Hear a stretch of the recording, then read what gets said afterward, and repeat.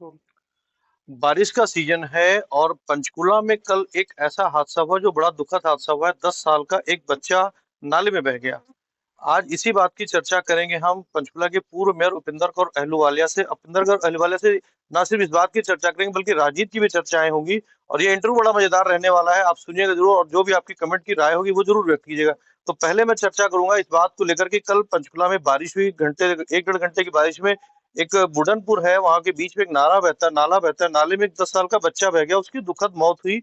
मौत अभी कंफर्मेशन हुई मौत हुई या नहीं हुई है, क्योंकि रात 8 बजे तक एनडीआरएफ की टीम लगी हुई थी उसको ढूंढने के लिए, पर बच्चा मिला नहीं। तो मैडम क्या कहना चाहेंगी, एक हादसा हुआ है कल बुढ़नपुर में, एक नाला बहता, आपको भी जानकारी होगी, आप पहले पूर्व मेयर रह चुकी नगर निगम की।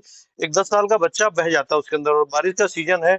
ना तो नगर निगम इसकी जिम्मेदारी लेने को तैयार है, ना हुड्डा लेने को तैयार है, ना पीएमडी लेने को तैयार है। पंचकुला में तीन तीन जिम्मेदार अधिकारी यहाँ बैठे, तीन तीन विभाग लेंगे जिम्मेदारी से, इस घटना कोई लेने को तैयार नहीं है। देखिए, बड़े दुख की बात है कि हमारे पंचकुला का एक बच्चा पानी में बह गया। और मैं आशा करती हूँ, भगवान से प्रार्थना करती हूँ कि वो जल्द मिल जाए। और परिवार के प्रति हमारी संवेदनाएं हैं। और मैं तो ये अपील करना चाहूंगी सभी बच्चों से और लोगों से कि इस वक्त बारिश के समय कम से कम बारिश के समय नालों के पास और घग्गर के पास ना जाएं, क्योंकि पानी का बहाव बहुत तेज होता है। पंचकुला में तीन तीन विभाग है इसके लिए, नगर निगम है और हुड्डा है और एचएसबी पीएमडी है, पंचकुला मेट्रोपॉलिटन डेवलपमेंट अथॉरिटी। जिम्मेदारी लेने को कोई तैयार नहीं। और पिछले साल की बात करें तो यहाँ पे विधायक जी आए थे, उस जगह पे गए थे, रिटर्निंग वॉल बनाने की बात थी, मगर 1 साल बीत गया, रिटर्निंग वॉल नहीं बनी। लेकिन हादसे पे हादसे हुए जा रहे हैं। अब एक दूसरे के ऊपर आरोप लगाना ये गलत हो जाता है, लेकिन ये कलेक्टिव जिम्मेदारी बनती है एचएसबीपी की, नगर निगम की, कि इस मामले को अपने ऊपर जिम्मेदारी लें। चलिए, बारिश का सीजन शुरू हो चुका है, ना तो सिर्फ बरसात और प्राकृतिक बरसात, राजनीति की बरसात आज के वक्त में शुरू हो चुकी है, क्योंकि हरियाणा में विधानसभा चुनाव बहुत करीब है। और मैडम की अगर बात करें तो मैडम के ऊपर एक जिम्मेदारी दी गई है कांग्रेस की तरफ से कि एक महिला सम्मेलन पंचकुला में आयोजित होना है। उसके पहले कांग्रेस ने कैंपेन चलाया है, हरियाणा मांगे हिसाब। तो पहले चर्चा कर लेते हैं कि हरियाणा मांगे हिसाब आखिरकार कैंपेन है क्या, क्या है हरियाणा मांगे हिसाब कैंपेन, और कांग्रेस में चलाने की जरूरत क्यों पड़ी। देखिए, इनकी सरकार को चलते हुए 10 साल हो गए, तो इसका हिसाब कांग्रेस के साथ है, लोग भी मांग रहे हैं। इसलिए ये नाम रखा गया है कि हरियाणा मांगे हिसाब। हरियाणा के लोग इनसे हिसाब मांग रहे हैं बीजेपी सरकार से। पिछले 10 सालों में क्या काम हुए, क्या क्या क्या इन्होंने किया लोगों के लिए, उस लेवल पे ये बात गई। आप तो हिसाब मांग रहे हैं, कल केंद्रीय गृह मंत्री अमित शाह आए थे हरियाणा में। वो कहते हैं 10 साल का हिसाब तो पहले कांग्रेस अपना दे दे, मैं तो पाई पाई का हिसाब देने को तैयार हूँ।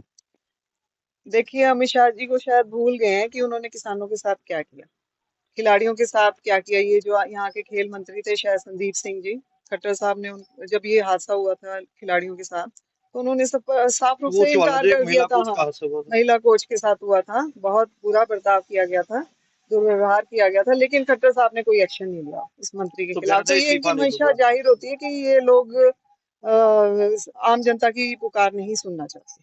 किसान परेशान है, व्यापारी परेशान है।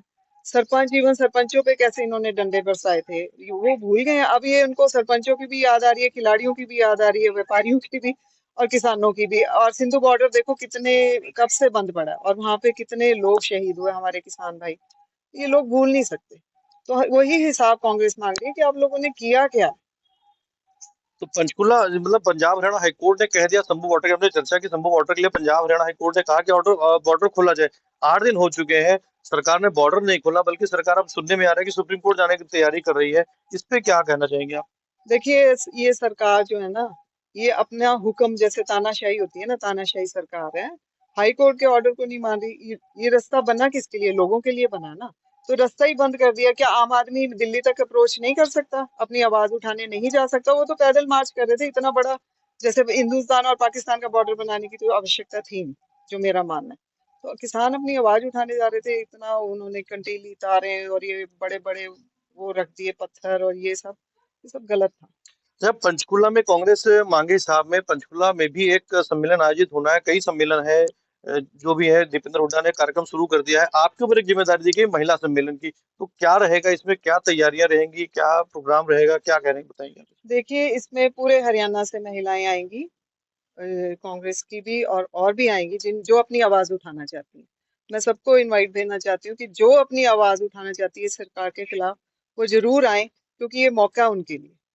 यहाँ पे हम उनसे हिसाब मांगेंगे, पंचकुला मांगे हिसाब, हरियाणा मांगे हिसाब, ये हमारा जो है एजेंडा रहेगा उसमें। विधानसभा चुनाव है और सारी पार्टियां उम्मीदवार तलाश रही हैं, आप भी एक्टिव हैं, तो क्या तैयारी है? मतलब टिकट के लिए हाँ कर दिया गया है या अभी कुछ संभावनाएं हैं? क्योंकि आप मतलब एक्टिव हैं पूरी तरीके से, और भी कांग्रेस के नेता हैं, वो कम एक्टिव नजर आ रहे हैं पंचकुला में। नहीं, देखिए, जब मैं मेयर थी, बीजेपी की गवर्नमेंट थी, तब भी मैंने एज ए कांग्रेस वर्कर काम किया और लीडर होकर काम किया। सब लोग जानते हैं कि हमने काम किया और मेरे पूरे ईमानदारी और निष्ठा से किया। पार्टी के प्रति हम समर्पित हैं। और आगे अब जैसे लोकसभा में लोगों ने, सबसे पहले तो मैं उन लोगों का धन्यवाद करना चाहती हूँ कि उन्होंने पंचकुला से हमारे जो कैंडिडेट थे कांग्रेस से, वरुण चौधरी को, अम्बाला लोकसभा हाँ सीट जी, से। अम्बाला लोकसभा से वरुण चौधरी जी को भारी मतों से जिताया। उनके बहुत बहुत धन्यवाद तहे दिल से। और अब जैसे आ रहे हैं हमारे विधानसभा के, तो एज ए पार्टी वर्कर मैं काम कर रही हूँ। ठीक है, वो पार्टी हाईकमान डिसाइड करेगा कि कौन मेहनत कर रहा है, कौन किसके साथ खड़ा रहा है, तो उसके अकॉर्डिंग जैसे उनका फरमान होगा हम वैसे ही करेंगे। एक चीज है कि जब दीपेंद्र हुड्डा साथ चल रहे हैं तो उनके साथ एक नारा लगाया जा रहा है कि अब की बार कांग्रेस 80 पार। हम्म, 2019 में हम भाजपा का नारा देख चुके, अब की बार 70 पार आई थी 40 पे। 2024 में भाजपा का नारा था अब की बार 400 पार, रुक गई 240 पे गाड़ी। वो अलग बात है, इंडियन सरकार वाली। तो कुछ नारा ऐसा नहीं लगता कि जरूरत से ज्यादा बड़ा नारा हो गया है कुछ ऐसा? देखिए या मैं सिर्फ ये लग रहा है कि 5 सीटें मतलब लोकसभा में मिल गई तो अब की बार तो सरकार 80 की 80, जनता 80 की 80 सीटें में दिला देगी, 90 सीटें दिला देगी। देखिए, इस बार जो कांग्रेस है वो बदली हुई है। हमारे जो महानायक कहती हूँ मैं राहुल गांधी जी को, उनकी सोच और नई ऊर्जा के साथ, नई सोच के साथ हम उतरेंगे मैदान में। तो 70 पार और 80 पार नहीं, हम तो 90 पार की बात सोच रहे हैं। तो हमें विश्वास है कि जनता हमें वोट करेगी, क्योंकि अब इनके पिछले 10 सालों में जनता ने इनको नकार दिया। देखो, आप ये देखो ना, जब गवर्नमेंट सरकार ही डंडों पे उतर आए, ईडी सीबीआई का सहारा लेने लगे, तो लोग फिर आवाज कैसे उठा सकेंगे? तो लोगों को अब एक वोट ही है जिसके सहारे जनता इनके ऊपर वार कर सकती है। तो वो समय आ रहा है, तो मेरा ख्याल में लोग चुकेंगे नहीं। कुछ कहना चाहें अगर आप पंचकुला की जनता से, क्योंकि आप काफी एक्टिव हो रखी हैं इस वक्त, और उम्मीद ऐसी जताई जा रही है कि उपेंद्र अहलूवालिया जो है मतलब इस बार उम्मीदवार बनेगी, बन के उतरेगी, तो क्या कहना चाहेंगे आप पंचकुला की जनता से? देखो, लोग चाहते हैं तो जरूर आऊंगी। और ये देखो, इस बार ऐसे नहीं है कि कोई भी बाहर का आदमी या कुछ ऐसे टिकट लेके आ जाए। सर्वे हो रहा है, प्रॉपर सर्वे हो रहा है। जो हमारा पार्लियामेंट का था उसमें भी प्रॉपर सर्वे हुआ था, उसके अकॉर्डिंग ही टिकट जो हुआ था, बंटवारा हुआ था। तो इस बार भी यही है, राहुल गांधी जी की नई सोच के साथ उतरे, मैं बता तो चुकी हूँ। तो आशा करती हूँ कि उनकी आशाओं पर खरा उतरूंगी।